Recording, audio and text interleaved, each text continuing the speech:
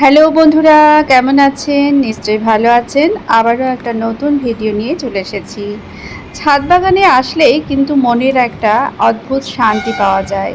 আর এই ছাদ বাগান আমাদেরকে কোনো সময় খালি হাতে ফিরে যেতে দেয় না। এই যে দেখুন, একটা ছোট্ট ঝুড়ি নিয়ে চলে এসেছি। আজকে একটু শাক করব। শাক খেতে ইচ্ছে করলেই কিন্তু ছাদ বাগানে আসলেই কিছু না কিছু শাক পেয়েই যাব। আর একরকম শাক না পেলে কি হলো, বিভিন্ন রকম শাক দিয়ে আমি একটা মেশানো শাক তৈরি করে নিতে পারি। আর সেজন্য যদি আমাদের রান্নাঘরে একটু সবজির অভাব হয়, তাহলে কিন্তু ছাদ বাগান আমাদেরকে কিছু না কিছু তো দিয়েই দেয়। আর চলে এসেছি ছাদ বাগানে, এই যে বড় বড় পুঁই শাকগুলো, সেগুলো তুলে নিলাম। আর যেহেতু ঢ্যাঁড়স গাছ লাগিয়েছি, তো সেজন্য মাঝে মধ্যে ঢ্যাঁড়স পাচ্ছি। এই যে দেখুন, একটা দুটো করে প্রত্যেকটা গাছেই আমি অল্প অল্প করে ঢ্যাঁড়স পেয়ে যাচ্ছি। ঢ্যাঁড়স গাছে ফুল ফুটলে 2-3 দিনের মধ্যেই বেশ সুন্দর ঢ্যাঁড়স পুষ্ট হয়ে যায়। আর একটু না দেখলেই এগুলো বুড়োও হয়ে যায়। তো সেজন্য প্রত্যেক দিনই এটা চেক করতে হয়। তো আমি সকালবেলা এই কাজটা করি। আর এই যে দেখুন, কলমি শাকগুলোও বেশ বড় হয়ে গেছে। উপরের কচি কচি ডগাগুলো আমি এইভাবে তুলে নিলাম। বললাম প্রথমেই যে আমি একটা মেশানো শাক করব। তো দেখুন, এই ধরনের শাকগুলো কিন্তু আমাদের অনেক কিছু, মানে ক্যালসিয়াম বলুন, অনেক কিছুই দিয়ে থাকে। তো এই যে শাকগুলো আমি তৈরি করেছি, পুঁই শাক বলুন, কলমি শাক বলুন, কিছু কিছু জায়গায় লাল শাকও লাগানো হয়েছে, তো সেরকমভাবে লাগানো হয়নি। তো এখান থেকে আমি অল্প অল্প করে শাক পেয়ে যাই। এখানে কিছুটা ডগাও ছেড়েছে। তো আজকে যেহেতু শাকই রান্না করব, তো সেজন্য প্রত্যেকটা গাছ থেকে অল্প অল্প করে শাক তুলে নিচ্ছি। এখন যদিও ছাদ বাগানে শাকের পরিমাণটা অনেকটাই কম, তো যেটুকুনি আছে তাতেই আমার আজকের দিনটা হয়ে যাবে। আর এই যে দেখুন, অপরাজিতা ফুলটা আগের দিন আপনাদেরকে বলেছিলাম, অপরাজিতা ফুলের চা কিন্তু বেশ ভালো হয়। তো আমি সেটা তুলে মাঝে মধ্যেই খাই, তো সেটা আপনাদের সঙ্গে শেয়ার করা হয়নি। অবশ্যই পরবর্তীতে শেয়ার করার ইচ্ছা আছে, দেখা যাক। কারণ যখন ইচ্ছা থাকে তখন সময় থাকে না, আবার যখন সময় থাকে তখন মানে করা হয় না ক্যামেরাটা অনেক সময়। তো এই দেখুন, মিলিবাগ লেগে গেছে। এইরকম এখন যে জবা ফুলের গাছে মিলিবাগ লেগে যাচ্ছে, ঢ্যাঁড়সের গাছে মিলিবাগ লেগে যাচ্ছে, তো মাঝে মধ্যেই আমাকে এরকমভাবে ডালপালা এরকমভাবে ভেঙে ভেঙে ফেলে দিতে হচ্ছে। এখনও কোনো ওষুধ দেওয়া হচ্ছে না, কারণ প্রত্যেক দিনই বৃষ্টি হচ্ছে। তো কখন সেটা দিব, হয়তো বিকালে ভাবছি, কিন্তু সেটা তো জলে ভিজে যাবে। তো সেই জন্য মাঝে মধ্যেই কিন্তু এই কাজটা করার কথা ভাবলেও আমি করে উঠতে পারছি না। আর এই যে দেখুন, আমার ডালিম গাছে আবার ফুল ফুটতে শুরু করে দিয়েছে। আর এইখানে অপরাজিতা ফুলের গাছটা আছে। তো এখনও ডালিম ধরার কোনো কিছু বুঝতে পারছি না।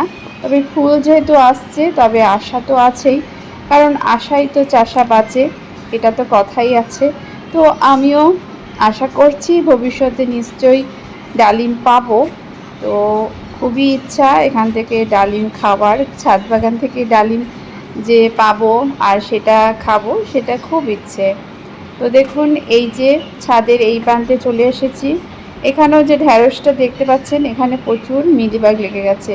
এই মিলিবাগের জন্যই কিন্তু আমার অনেক গাছ খারাপ হয়ে যাচ্ছে। তো এগুলো তো আমি কিছুই করতে পারছি না। মাঝে মধ্যে যখন এই যে তুলছি আর এইভাবে মিলিবাগগুলোকে ফেলে দিচ্ছি বা ডাল ভেঙে দিচ্ছি, এটাই করার চেষ্টা করছি। আর অনেক সময় এইরকমভাবে ঝেড়ে দিচ্ছি।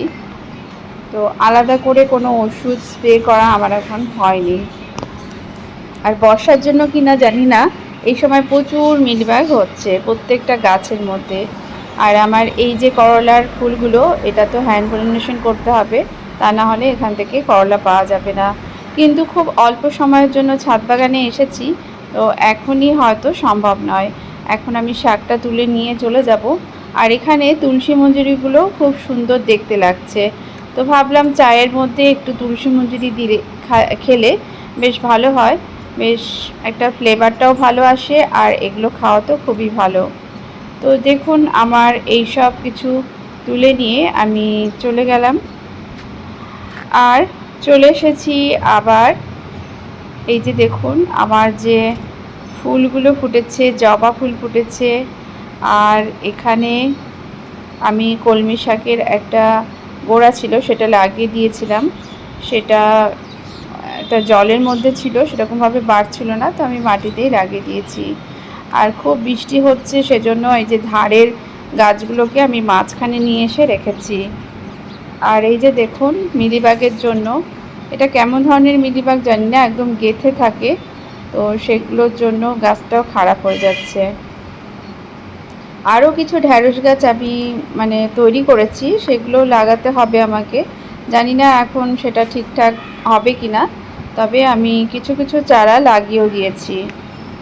এই দেখুন আগের যে গাছগুলো আছে সবগুলোই যে সুন্দরভাবে বেড়ে উঠেছে তা না, কিছু কিছু গাছ বেশ ভালো হয়েছে, আবার কিছু কিছু গাছ বেশ যেন একটু কেমন কেমন হয়ে গেছে, তো সেখান থেকেও ঢ্যাঁড়স পেয়ে যাচ্ছি। এই দেখুন অনেকটা খুঁজে খুঁজে কিন্তু আমাদেরকে এই ঢ্যাঁড়সগুলো তুলতে হয়, কারণ একটু অদেখা হলেই কিন্তু সেটা বীজ হয়ে যায়। তো এরকমভাবে আমি কিছু ঢ্যাঁড়সের বীজও তৈরি করেছি। আর এই যে দেখুন আমার যে করলা গাছটা এখনও তুলিনি, তো সেই গাছটা থেকে এখনও কিছু কিছু করলা দেখা যাচ্ছে। এগুলোকে উচ্ছেই বলবো, কারণ করলা তো ছোট হয় না, একটু বড়ই হয়। তো এই দেখুন এখানে এখনও মনে হচ্ছে নতুন পাতা গজাচ্ছে, নতুন ডাল বেরোচ্ছে, তো সেই জন্য গাছটাকে এখনও রেখে দিয়েছি। আর একটু সময় কম বলেই আমি এটাকে করছি না। আর এই যে আর একটা জিনিস, এই যে শিম গাছটার পাতাগুলো একদম হলুদ হয়ে গেছে, যেটা অনেক উঁচুতে বলে আমাকে সময় করে এই কাজটা করতে হবে, ডালপালাগুলো ছাড়তে হবে। আর এইদিকে সব গাছগুলোকে আমি এক সাইডে করে দিই, কারণ ছাদে হাঁটাহাঁটি করার সুবিধা হয়, কারণ ছাদটাই তো আমাদের সম্বল, রাস্তায় হাঁটা অনেক সময় সম্ভব হয় না। তো সেই জন্য আমি ছাদের পুরো ধার বরাবর গাছগুলোকে রাখার চেষ্টা করি।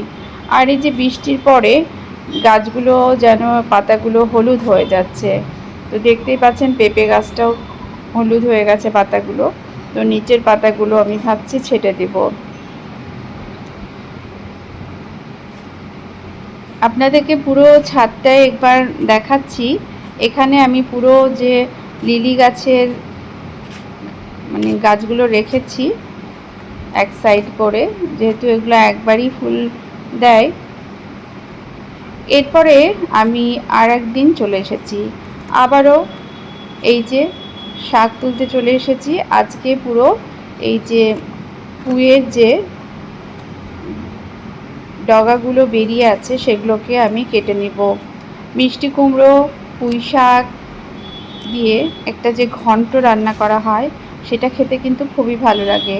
তো এই যে ডগাগুলো ছেড়েছিল, তো সেগুলোকেই আমি এরকমভাবে কেটে নিয়েছি। তো পুঁই গাছটার পাতাটা অনেকগুলোই হলুদ হলুদ হয়ে গেছে, তো এখানে ঠিকঠাক হয়তো খাবার দেওয়া হচ্ছে না, ওই বৃষ্টির জলই যা হচ্ছে। তো ওই বৃষ্টির জন্যই আমি আর খাবারগুলো আলাদা করে দিচ্ছি না, না হলে সবজির খোসা ভেজানো জল বা যে খোল ভেজানো জল এগুলো দেওয়া হয়, কিন্তু এতটা বৃষ্টি হচ্ছে যে আমাকে জল দেওয়াটা প্রয়োজন পড়ছে না। তো বৃষ্টির জলে হয়তো এগুলো বাড়ছে, কিন্তু মাটিতে তো সেরকম খাবার নেই, তো সেই খাবারটা আমার দেওয়া হচ্ছে না। এই যে দেখুন এখানে তো লাল পুঁই ডাঁটাগুলো নিলাম, আর এটা হচ্ছে সবুজ, এগুলোও বেশ সতেজভাবে বেড়েছে। আর একটা টবের মধ্যে তো অনেকগুলোই গাছ, সেজন্য হয়তো ঠিকঠাক বাড়তে পারছে না, আর খাবারেরও একটু প্রয়োজন আছে। যে দেখুন এখানেই আমার ড্রাগনের গাছটা আছে আর দুটো পুঁই গাছ আছে, তো এতগুলো গাছ কি আর একসঙ্গে খাবার সংগ্রহ করতে পারে মাটি? তো যাই হোক, আমার কিছু কিছু গাছ এই যে লাউ গাছটা দেখছি খারাপ হয়ে যাচ্ছে, এটাকে তুলে ফেলতে হবে। এটার অবস্থা অনেকটাই খারাপ হয়েছে, এটা আর মনে হচ্ছে সেরকমভাবে টিকবে না। আর এদিকে মিষ্টি কুমড়ার গাছটাও সেরকমভাবে বাড়ছে না। আর এই যে দেখুন ঢ্যাঁড়স গাছটা একদমই কিছু নেই বডিতে, আর একটা ঢ্যাঁড়স দিয়েছে। তো এইভাবে অল্প অল্প করে প্রতিদিনই ঢ্যাঁড়স পেয়ে যায়। তো প্রত্যেক দিন আমাদের রাত্রেবেলা একটু ঢ্যাঁড়স সেদ্ধ ভাতের মধ্যে দিয়ে দিই, তো এটা বেশ হেলদিও হয় আর গাছের ঢ্যাঁড়স খাওয়াও হয়ে যায়। তো আজকে একটু ওই যে করলাগুলো একটু বড়ই হয়েছে, তো ভাবছি আজকে তুলেই নিই। তো একটু ভাতের মধ্যে বা আলাদা করে একটু করলা সেদ্ধ আলু সেদ্ধ মাখা খাওয়া যেতে পারে। এই করলাটা একটু অনেকটাই বড় হয়েছে। আমি একটু আগেই তুলে নিই, কারণ দেখবেন যে একটু দেরি করলে বীজ হয়ে যায়, তো বীজটা ওতে দিই না যতটা সম্ভব। তো মোটামুটি আলুর সঙ্গে মাখার জন্য এই কিছুটা করলা বেশ ভালোই হয়ে গেল। ভেবেছিলাম হয়তো 2-3টে পাবো, তো দেখছি এদিক ওদিক হাত বাড়াতেই আমি অনেকগুলোই করলা তুলে নিলাম। তো এইভাবে প্রথমেই যে বললাম আপনাদেরকে, ছাদ বাগানে আসলে কিছু না কিছু তো আমি নিয়ে যাবই যাব। যখনই ছাদ বাগানে আসি আপনাদেরকে এই যে ভিডিওটা দিচ্ছি তাতে কিন্তু কতবারই যে এসেছি, আর প্রত্যেকবারই কিন্তু আমি কিছু না কিছু নিয়ে যাচ্ছি। সেই জন্য ছাদ বাগান করা কিন্তু আপনারা ছাড়বেন না। যদি সময় না থাকে তবে কিছু কিছু এমন গাছ লাগান। এই যে আমার ছাদ বাগানে কিন্তু এমন কিছু কঠিন গাছ লাগানো নেই, যেই গাছগুলো দেখলে পরে মনে হবে যে খুবই যত্নের প্রয়োজন আছে। আর আমি কিন্তু খুব বেশি যত্ন করার সময়ও পাচ্ছি না এখন। আর যেটুকুন সময় পাই সেটুকুন সময় দিয়েই আমি কিন্তু প্রত্যেক দিন এই অল্প অল্প করে সবজি পেয়ে যাচ্ছি। তো প্রয়োজনটা আমাদের হয়তো সবটা মেটে না, কিন্তু কিছুটা প্রয়োজন যখন এই ছাদ বাগান থেকে মিটে যায় তখন কিন্তু অনেকটাই আমাদের কাছে মনে হয়। সবসময় বাজার থেকে কিনে নিয়ে এসে রান্না করব এটা না ভেবে মাঝে মধ্যে যদি এই ছাদ বাগান থেকে আমাদের কিছু সবজি হয়ে যায় তাহলেও কিন্তু আমরা মানে একটা ভালো একটা রান্না করে নিতে পারবো। এই যে দেখুন আমার ঢ্যাঁড়স গাছে ঢ্যাঁড়সগুলো যে উঠেছে, একটা ঢ্যাঁড়স চচ্চড়ি মতো বা পুঁই শাক থেকে একটু ঘন্ট মতো করে নিলাম। এই যে আজকে যেমন আমার ঢ্যাঁড়স সেদ্ধ দেওয়া যাবে, করলা সেদ্ধ দেওয়া যাবে, তো এগুলোও কিন্তু আমাদের প্রত্যেক দিনকার খাবার মেনুতে রাখা উচিত। আর এই যে লঙ্কাগুলো দেখুন, লঙ্কাগুলো বেশ পুষ্ট হয়ে গেছে, তো তুলে নিব, কারণ এগুলো একবার না তুললে পরে আবার নতুন করে লঙ্কা ধরতে দেরি করে। তো যখন একটা গাছে ফল হয়ে যাবে তখন সেটা তুলে নেওয়াই ভালো। তো গাছটা মোটামুটি অনেকটাই লঙ্কা দিয়েছে, আর লঙ্কাগুলো বেশ ভালো আছে,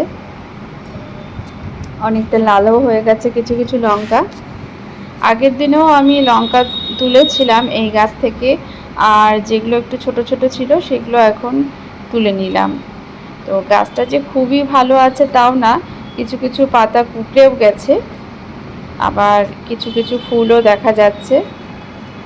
তো দেখুন এই যে আমি অনেকটাই লঙ্কা এক মুঠো নিয়ে নিলাম, আর এদিকেও আর একটা লঙ্কা গাছ আছে যেখানে অনেকগুলোই ফুল ফুটেছে দেখতে পাচ্ছি। এখান থেকেও কিছুটা লঙ্কা নিয়ে নিলাম।